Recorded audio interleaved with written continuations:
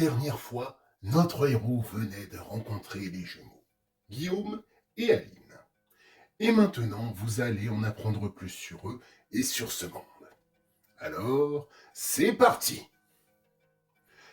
Les jumeaux attendaient les questions de Light, et alors qu'il allait ouvrir la bouche pour poser sa première question, Guillaume l'interrompit. Attends, avant de poser tes questions, je te propose quelque chose. Chacun son tour, nous allons nous poser des questions. Toi d'abord, et ensuite moi ou Aline. Je ne suis pas vicieux au point de nous permettre 2 questions, alors que toi, tu n'en auras qu'une. Ce ne serait pas juste. Limite, si tu veux, on pourra poser quelques questions complémentaires jusqu'à avoir eu toutes les réponses qu'on désirait sur le sujet. Ça te va? Light réfléchit quelques secondes, puis accepta sa proposition. Mais de fait, il devait bien choisir ses questions afin de ne pas diriger la conversation vers une direction qui le mettrait dans l'embarras. Il avait plusieurs questions en tête et il fallait qu'il les pose dans le bon ordre.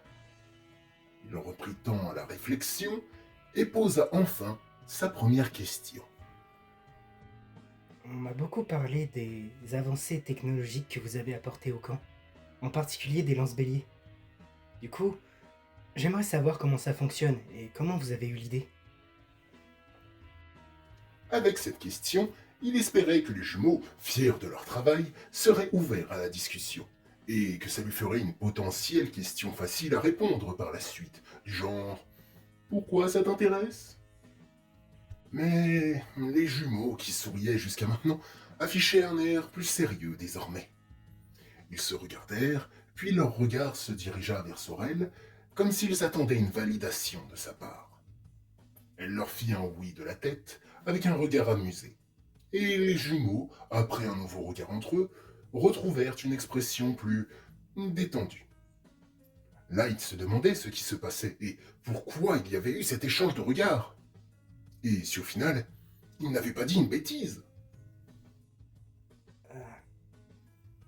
La question vous dérange? Non, ne t'inquiète pas. Nous sommes juste prudents sur le sujet. Une personne pas forcément bien intentionnée a des vues sur nos travaux, en particulier sur les lance-béliers. Et donc, on voulait d'abord savoir si on pouvait te faire confiance. Or, si Sorel et Julian te font confiance, je pense qu'on peut en faire de même. Oui, je vois. C'est vrai que le commandant de la base en a après vous, et vos travaux. Désolé. Julian m'en a parlé, mais je n'ai pas vraiment pensé que ce serait un sujet tabou. Comme on te l'a dit, ne t'inquiète pas. Et de fait, c'est avec plaisir que nous allons te répondre. Aline, tu t'en charges? Avec plaisir. Alors, que veux-tu savoir dessus plus particulièrement? Déjà, comment ça marche? Enfin, pas la peine de trop rentrer dans les détails, d'accord? Aline se leva et alla devant une lance en réparation. Elle demanda à Light de la rejoindre, puis elle commença ses explications. On va simplifier les choses. Disons que la lance est divisée en 3 parties. La tige, la chambre de combustion et la lame. La partie qui relie le tout, c'est la chambre de combustion. Elle prit une petite bonbonne en métal et inséra le tuyau de cette dernière dans la tige de la lance, juste en dessous de la chambre de combustion. Une fois la bonbonne vissée et bien fixée sur la tige, elle reprit ses explications. Voilà! Une fois la bonbonne en place, il n'y a plus qu'à tourner la petite vanne qui se trouve dessus. Bon, je vais pas le faire en vrai, parce que le méthane qu'il y a dans la bonbonne est précieux. Mais, du coup... Elle manipula la lance et montra la vanne sur la bonbonne. Puis elle passa sur la poignée supérieure de la tige, où se trouvait une gâchette rétractable, et continua d'expliquer. Tu tournes la vanne, tu retires la sécurité qui se trouve juste ici pour bloquer la gâchette, puis quand tu veux tirer, tu appuies dessus. Une fois ça fait, ça provoque une étincelle dans la chambre, et ça consomme le méthane libéré par la bonbonne. Puis, boum! Ça propulse la lame avec une grande puissance. Après, La lame se rétracte et on est prêt pour un autre assaut. Enfin, pas tout de suite. Il faut laisser un peu de temps à la chambre de refroidir avant. Sinon, ça pourrait la faire exploser. On a fait en sorte de mettre le long de la tige un conduit pour évacuer la chaleur. Mais ça ne suffit pas vraiment. Aussi, mieux vaut ne pas se trouver au bout du conduit quand on tire. Sinon, on peut se prendre le souffle et... hop, poulet grillé. Light observait la lance avec fascination. Il ne comprenait pas la complexité de la structure interne de l'arme, mais il était impressionné par l'ingéniosité des jumeaux. Par contre, il comprenait mieux la métaphore du marteau-piqueur à coup unique. La lance donnait un puissant coup perforant grâce à la détonation qui propulsait la lame en avant. Aline regardait Light avec des étoiles dans les yeux, attendant d'entendre son avis sur la lance. Light avoua sa stupéfaction devant une invention si incroyable. Il en faisait peut-être un peu trop, mais visiblement ça fit quand même plaisir à Aline qui était tout sourire en faisant un petit rire gêné, alors que son frère la regardait en souriant de fierté et d'amusement. Quand Aline eut enfin arrêté de rigoler et gigoter comme une idiote, son frère se décida à poser sa question. Tu es une personne remplie de mystères, mon cher Light. Et tu fais beaucoup parler de toi depuis que tu es arrivé. Mais j'aimerais savoir, qui es-tu, Light? Qui est la personne qui se cache derrière tous ces secrets? Que caches-tu derrière ton masque? Light sentait des frissons lui parcourir tout le corps. Non seulement sa question n'avait pas dirigé la conversation dans la direction qu'il voulait, mais en plus, elle se dirigeait exactement de la manière qu'il redoutait. Ça fait 3 questions, ça. Oui, c'est vrai. Excuse-moi. Du coup, pourquoi tu gardes tout le temps ce masque? Sorel finit par intervenir. Guillaume, tu vois bien que ça le met mal à l'aise d'en parler. Ça va, Sorel. De toute manière, je me doutais qu'on finirait par en arriver là. Répondit Light avant de raconter son histoire sur ses cicatrices. Vous ne le voyez pas, mais j'ai fait des guillemets. Quand il eut fini son récit, Guillaume semblait en pleine réflexion. Là où Aline avait les larmes aux yeux avant de foncer sur Light pour lui faire un gros câlin. Light regarda Sorel un peu perplexe et elle lui mit une main sur l'épaule en lui faisant un petit sourire triste. Light ne s'était jamais senti aussi mal. Il tapota sur le dos d'Aline jusqu'à ce qu'elle soit un peu calmée et qu'elle se dirige dans les bras de son frère qui, lui, restait calme et posé en lui caressant la tête. Tout d'abord, merci d'avoir accepté de nous raconter ton histoire.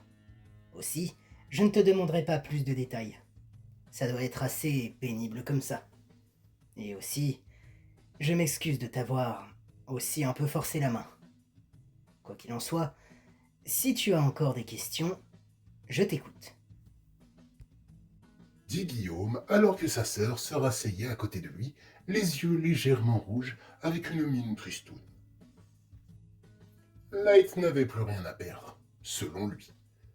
Il avait déjà parlé de son passé et il ne pensait pas que d'autres questions dérangeantes pourraient arriver. Alors il se lança. Vu qu'on a parlé de mon passé, et si vous me parliez du vôtre, j'ai cru comprendre que ça ne fait que 3 ans que vous êtes ici. Que faisiez-vous avant d'arriver au tour?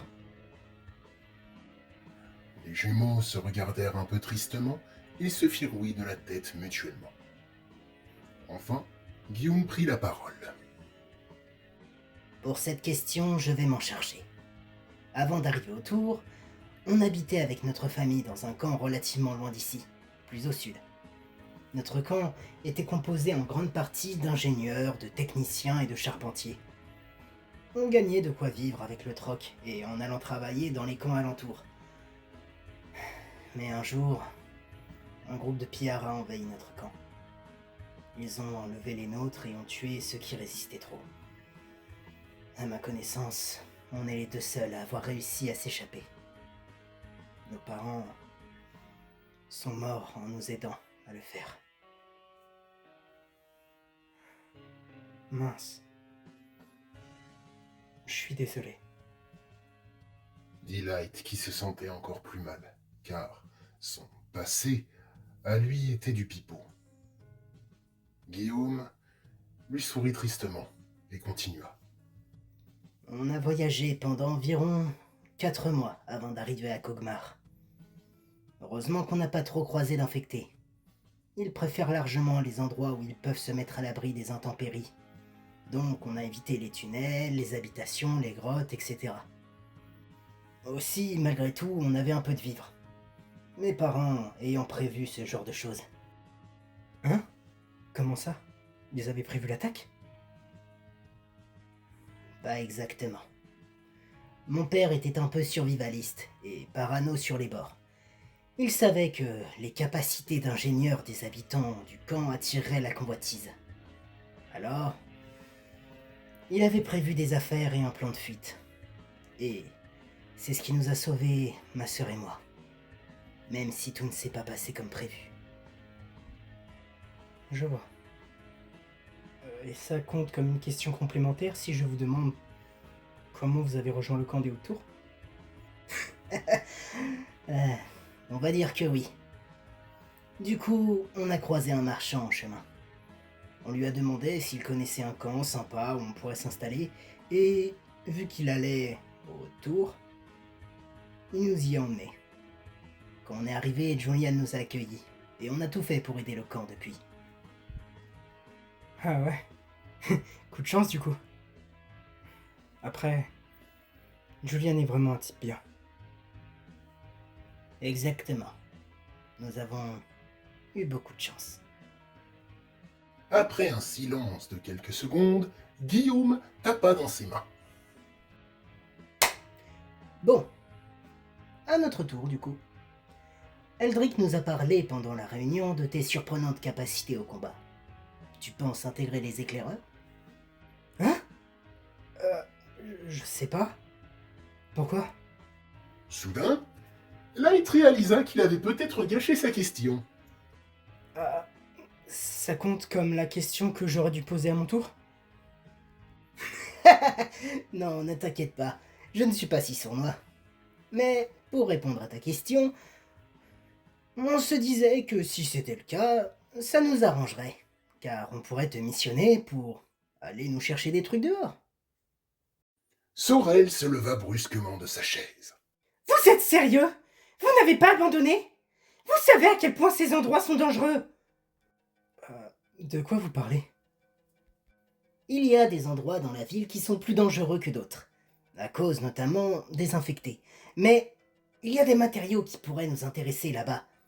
Jusque-là, toute exploration y était interdite. Mais si tu es aussi balèze qu'on l'a entendu, on se disait que tu pourrais peut-être nous aider à les récupérer. Alors que Sorel allait protester à nouveau, Light la stoppa dans son élan et demanda « Si je le fais, ce sera bénéfique au camp et à ses habitants? Oui, grandement. Ce sont des endroits peu explorés à cause de l'abondance d'infectés. Mais du coup, ce sont aussi de vraies mines d'or. » Light prit temps à la réflexion et leur répondit qu'il allait réfléchir à leur proposition une fois sa formation terminée. Les jumeaux avaient l'air satisfaits et ils lui signalèrent que c'était à son tour de poser sa question. Light leur demanda donc de lui parler des infectés et du virus, leur rappelant son passé pour justifier son ignorance. Les jumeaux lui répondirent de manière compréhensive et lui demandèrent ce qu'ils voulaient savoir plus précisément. Il leur fit donc un listing.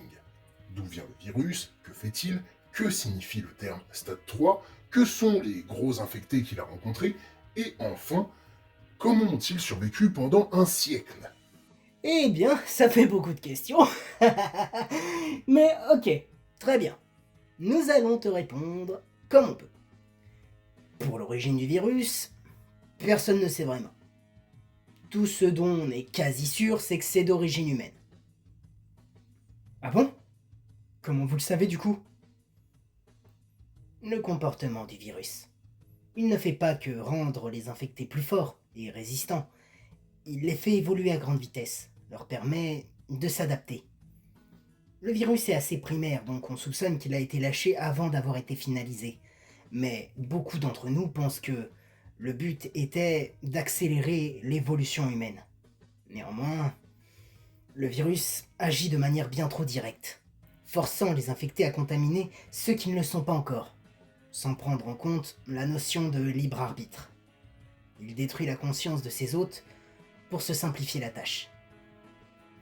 Light était surpris de ces révélations, continuant d'écouter calmement les jumeaux. Et après Guillaume, ce fut à Aline de prendre la parole. En ce qui concerne le terme stade 3, les gros infectés et comment ils sont survécus, je vais te répondre. Le virus fonctionne ainsi. Il infecte et va faire évoluer son hôte petit à petit par différents stades. Stade 1, l'infecté est tout frais, et le virus apprend à contrôler le corps en général. Ils sont plutôt lents et maladroits, et peu dangereux, sauf s'ils t'attrapent. Cette réponse faisait tiquer Light. Dans ses souvenirs, une fois transformé, il ne se rappelait pas avoir été comme elle le décrivait, en particulier quand il a attaqué le groupe de Léo et les a anéantis. Il continua d'écouter, mais de nouvelles questions lui venaient en tête. Et celle-là, il devrait y répondre tout seul. Les stades 2 sont plus dangereux. Le virus contrôle désormais le corps et commence la métamorphose progressive de celui-ci. Il améliore la musculature et les capacités de l'infecté pour commencer. À ce stade, ils n'ont pas encore les yeux rouges et les écailles. Par contre, une fois arrivé au stade 3, la transformation est totale. Et c'est là que deux versions du stade 3 se manifestent. On les appelle les reptiles et les crocos, en rapport à leur apparence reptilienne. Et qu'est-ce qui fait se transformer les gens en l'un ou l'autre? Principalement la carrure de la personne contaminée. Si elle est déjà plutôt musclée ou au contraire obèse, le virus va soit accentuer la masse musculaire, soit changer cette graisse en muscle. Me demande pas comment, mais c'est ce que les survivants ont constaté et nous ont transmis au fil des décennies. Et du coup, s'ils ont survécu si longtemps, c'est parce que le virus leur a permis d'avoir la capacité de mettre leur corps en état de stase, ralentissant leur organisme au point qu'un infecté ne sortant jamais de sa stase pourrait vivre peut-être 2 fois plus longtemps qu'un humain normal. Wow, la vache! Et oui. D'ailleurs, c'est dans cet état qu'ils sont quand tu les vois dormir. Ils se mettent en stase jusqu'à ce qu'ils soient assez stimulés pour se réveiller. Et une fois ça fait, la chasse commence. Que ce soit pour répandre le virus ou se nourrir. Tiens, d'ailleurs, en parlant de se nourrir, j'ai vu qu'ils sont restés omnivores, mais le cannibalisme, c'est aussi commun chez eux? Commun? Non. Mais si le groupe considère que l'un des leurs n'est plus apte à chasser et devient un poids, ils le dévoreront. Car toute source de nourriture est bonne à prendre. Et le pire, c'est que celui qui va se faire becter ne résistera même pas. Il se laissera faire. Light était choqué en entendant ça. Aline conclut en disant que les seules faiblesses des infectés, c'était qu'ils ne savaient ni nager, ni grimper. Et c'était pour ça que les camps se trouvaient souvent dans des lieux difficilement accessibles aux infectés, ou avaient fait en sorte de se rendre inaccessibles. Et Guillaume rajouta qu'ils avaient fabriqué les lance-béliers, car c'était l'arme qui pouvait percer efficacement la carapace écailleuse des infectés, et donc pouvait aider les éclaireurs dans leurs tâches. Light les remercia pour cet exposé sur les infectés. C'était maintenant aux jumeaux de poser leurs questions.